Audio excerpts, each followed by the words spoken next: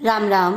आज हम श्रीमद् भगवत गीता के अध्याय 7 ज्ञान विज्ञान योग का श्लोक 6 देखते हैं। पहला चरण एतद, त पूरा, द के नीचे हलंत, आधा अक्षर पूरे के साथ पढ़ेंगे एतद। यो, इस शब्द में ध्यान देना है, बड़ी नी है, पहले है बड़ी नी, आपको इसको लंबा खींचना है, और दूसरा है छोटी नी, तो उसमें आपको कम समय देना है। कैसे पढ़ना है? यो नी नी, यो नी नी, इसको खींच लिया और इसको कम समय दे दिया। भ पे बड़े ऊ की मात्रा लंबा खींचेंगे, भूता, नी छोटा है, भूतानी। पहला चरण रिपीट करेंगे, एतद योनीनि भूतानि। सेकंड चरण स में अ मिक्स करेंगे, वा पर आधा र, इसको देखेंगे इधर ऊपर जो मात्रा है वो है आधा र और ये वा, तो स के साथ आधा र पड़े सर वा, सर्वाणी पर बड़ी मात्रा लंबा खींचे, मतलब अधिक समय दें, सर्वाणी सर्वाणी। त्युप, त्यू प में अ मिक्स किया, त्युप धारय, र और य दोनों अक्षर पूरे पूरे दोनों में अ का उच्चारण मिक्स होगा, धारय। सेकंड चरण वापस, सर्वाणी त्युपधारय। पहला और दूसरा चरण साथ में पढ़ेंगे, एतद योनीनि भूतानि सर्वाणी त्युपधारय। इसमें एक चीज और ध्यान देनी है, ये आधा द और यो कैसे बना, इसको आप राइट साइड में देखें, ये द्य जो अपन विद्या में पढ़ते हैं, कई लोग विद्या को विद्या बोलते हैं, ध्यान देना है। इसका मतलब क्या होता है, आधा द के नीचे हलंत, आधा द और य पूरा। जब इसी द्य पर यो की मात्रा लग गई, ओ की मात्रा लग गई, तो आधा द ऐसा कैसा और य पर ओ की मात्रा, तो इसलिए आधा द और यो, ये देखिए आधा द और यो इसलिए बना है। ठीक है, थर्ड चरण पर आगे बढ़ते हैं।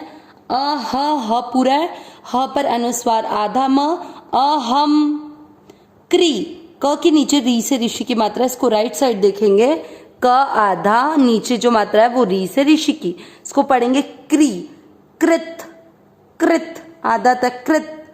आगे एक बात ध्यान देनी है, अगर स स्टार्टिंग में नहीं बोला जा रहा है ये वाला, तो आपको करना क्या है, कृत के साथ आधे स को बोलो, कृत्स। कैसे? आप लोग एप्पल बोलते हो, एप्पल का प्लूरल बोलते हो, बहुवचन जिसे हम कहते हैं, वो आप कैसे बोलते हो? Apples, apples. बहुत सारी एप्पल्स को क्या बोलते हो? Apples, right. तो कृत को बोल दो, कृत्स, कृत्स, यहां तक का उच्चारण हो जाएगा, कृत्स। फिर क्या बचा, न के साथ आधा से नस्य, नस्य, य में अ मिक्स कर दिया, मतलब इसको इसके साथ बोल दिया, इसको इसके साथ, और य में अ मिक्स कर दिया। ठीक है, कृत्स्नस्य। अब जगत, तीनों अक्षर पूरे पूरे तीनों में अ मिक्स होगा, जगत, जगत, त में अ की मात्रा विसर्ग को पढ़ेंगे ह, जगत ह। तीसरा चरण वापस, अहम कृत्स्नस्य जगतः। चौथा चरण प्र का अर्थ क्या हुआ, आधा प और ये वाली मात्रा र पूरा, इसको क्या पढ़ेंगे, प्रभव, भ में भी अ मिक्स, व में भी अ मिक्स, प्रभव, व में अ की मात्रा विसर्ग को पढ़ेंगे ह, प्रभव, प्रल, य के साथ आधा स, प्रलयस, प्रलयस, त में अ मिक्स किया, तथा। चौथा चरण रिपीट, प्रभवः प्रलयस तथा। तीसरा और चौथा चरण साथ में, अहम कृत्स्नस्य जगतः प्रभवः प्रलयस तथा। पूरे श्लोक को एक साथ रिपीट करना आप सभी को, एतत् योनीनि भूतानि सर्वाणीत्युपधारय अहं कृत्स्नस्य जगतः प्रभवः प्रलयस्तथा। One more time. एतद् योनीनि भूतानि सर्वाणीत्युपधारय अहं कृत्स्नस्य जगतः प्रभवः प्रलयस्तथा। श्लोक का अर्थ देखते हैं। एतद् योनीनि, इस दो शब्द में, इस एक शब्द में क्या चीज आ गई? अपरा और परा प्रकृति के संयोग से, ये इसका अर्थ हुआ। हमने पिछले दोनों श्लोक में देखा अपरा और परा प्रकृति होती क्या है।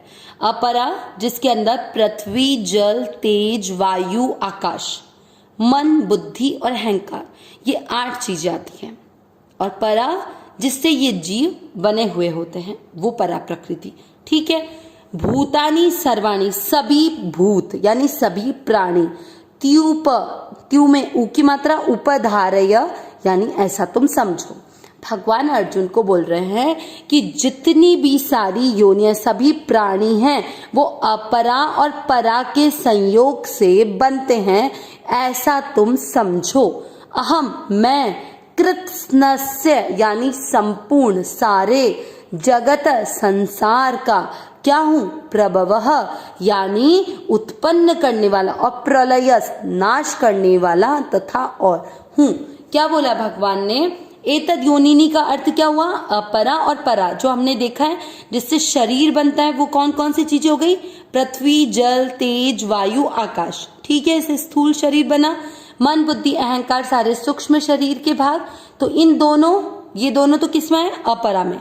और परा जिससे पूरा जीव बना हुआ है, जो हम अविनाशी स्वरूप है, वो। तो इस परा और अपरा दोनों से ही तो सारी योनियां बनती है। तो यही भगवान ने बोला है कि अपरा और परा के संयोग से सभी प्राणियों की उत्पत्ति होती है, ऐसा तुम समझो कि मैं ही संपूर्ण जगत को उत्पन्न करने वाला और उनका नाश करने वाला हूँ। क्योंकि सबकी उत्पत्ति का कारण और नाश का कारण सब कुछ भगवान ही है। भगवान से ही ये सृष्टि का हर कार्य होता है, और ये सृष्टि भगवान के अधीन है। इसका तात्पर्य क्या हुआ? कि परमात्मा ही सबसे अधिक बलशाली है, जिनके नियंत्रण में सारे कार्य होते हैं। अविनाशी, सहज सुख राशि, हे नाथ, हे मेरे नाथ, मैं आपको भूलूं नहीं। नारायण नारायण नारायण नारायण।